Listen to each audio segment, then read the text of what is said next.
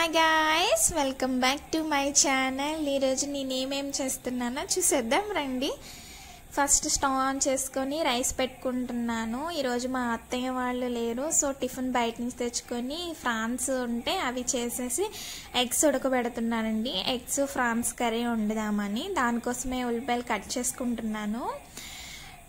నేనైతే ఇన్ని కట్ చేశానండి ఉల్లిపాయలు, ఇంకా అందులో ఏం యాడ్ చేయను, సో అందుకని ఇన్ని కట్ చేసుకున్నాను. ఉడికిపోయినండి ఎగ్స్, అందులో వేసి ఆల్రెడీ ఫ్రై చేసేసాను. ఇంకా ఆయిల్లోనే ఇవి కూడా ఉల్లిపాయలు కూడా వేసేస్తున్నాను. ఇవి మగ్గించుకుంటాను. ఈలోపు మసాలా ప్రిపరేషన్ చేస్తాను. ఇందులో అల్లం, వెల్లుల్లి, జీలకర్ర, ధనియాలు ఒకేసారి వేస్తానండి. ఒకేసారి వేసి పేస్ట్ చేసేస్తాను. అయితే సింపుల్గా తొందరగా అయిపోతుందని ఇప్పుడు అలా ట్రై చేశానండి. ఇదిగోండి, మెత్తగా పేస్ట్ చేసుకొని అందులో వేసుకుంటున్నాను. మొత్తం వేసుకుని పచ్చివాసన పోయేంత వరకు కాసేపు మగ్గనించి కడిగి పెట్టుకున్నాను కదండి ఫ్రాన్స్, అవి అందులో వేస్తున్నాను. అవే పెద్దవైతే ఫస్ట్ ఫ్రై చేస్తాను, ఆ తర్వాత అవి కర్రీతో పాటు వండుతాను. ఇవి కాబట్టి చిన్నవి కాబట్టి అందులో కలిపేసి వేసేస్తున్నాను. ఈజీగా అయిపోద్ది కదండి. ఇదండి రెసిపీ, అయిపోయింది. ఎలా ఉందో కామెంట్ చేయండి. లైట్గా వేసా అన్న పేరుకి చింతపండు పులుసు వేయాలి, అంతే అండి. ఇంకా ఫాస్ట్గా బట్టలు ఉతికేసుకొని వాష్ చేసి ఆరేస్తాను.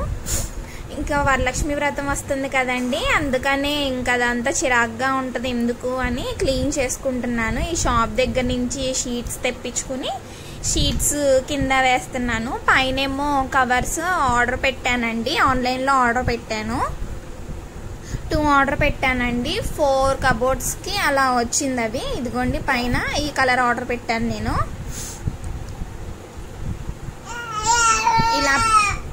ఇలా ప్రిపేర్ చేసుకున్నానండి.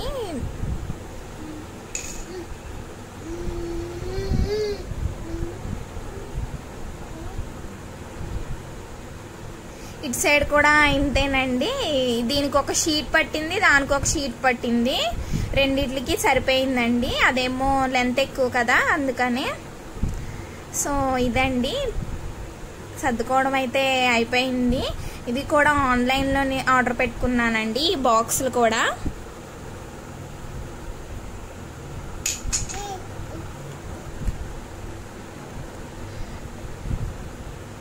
నెక్స్ట్ ఈలోపు సర్దేలోపు మా అత్తయ్య వచ్చేసిందండి. మా అత్తయ్య వాళ్ళ పుట్టింటి నుంచి ఇవి తెచ్చిందండి.